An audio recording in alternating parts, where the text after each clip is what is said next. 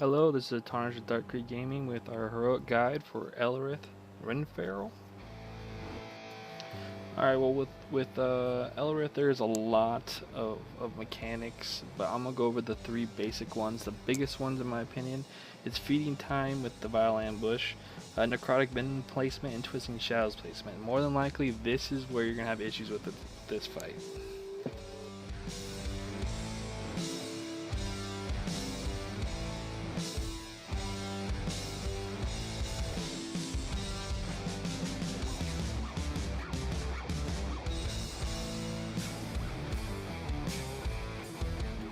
So our team's a little anxious, it tends to move. We tend to move early. It's a good idea to stand until the circle spawns and then move across the map as far as you can.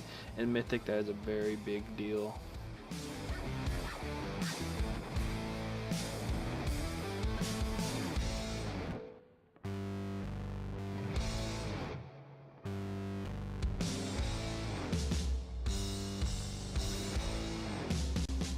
I would focus on survival on the first platform. This is a good point where you can burn the boss, but ultimately your goal on the first platform should be to survive the platform.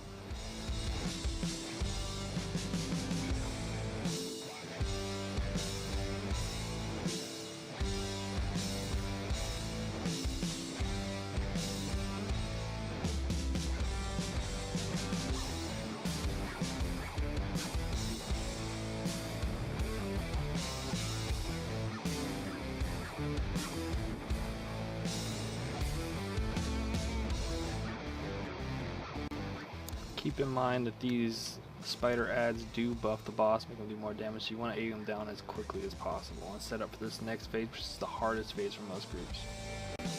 So Renferal is about to give the Twisting Shadows debuff to 2 players, and they must run them. Well, we usually drop them is actually right where I'm going here. Both debuffs should be dropped in this area. My teammate does not drop it in this area and actually does move over and hit the poison, and it gives us a harder time once we cross the bridge.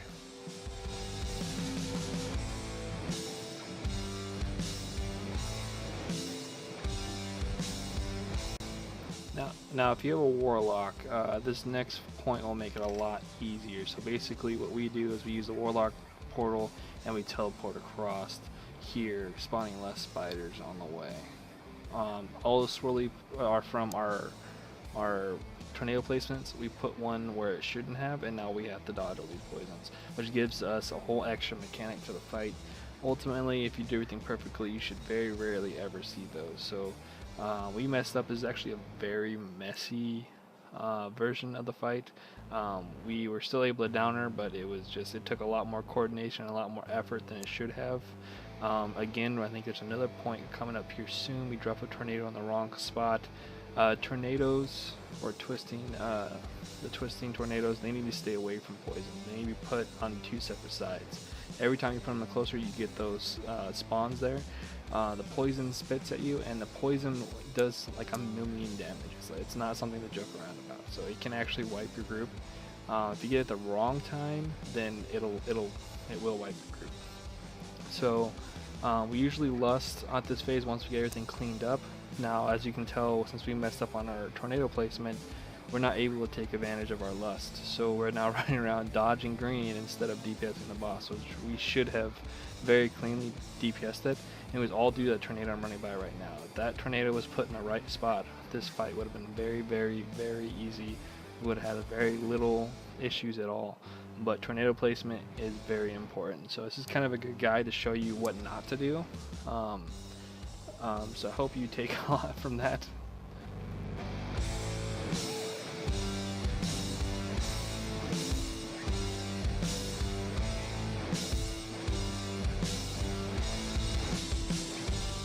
So to re-sum up everything before the fight ends here, is the main thing that you should take away from this video is you need to separate poisons and tornadoes. They need to go in 2 separate areas of the map. We generally drop tornadoes on the left hand, that's why we have a row of them there. We'd had the first tornado was misplaced, which caused us a lot of issues. But you want tornadoes on the left side of the map. They do roam, so you want to make sure there's a very large distance between them if you can. So we usually put them on opposite sides of the room.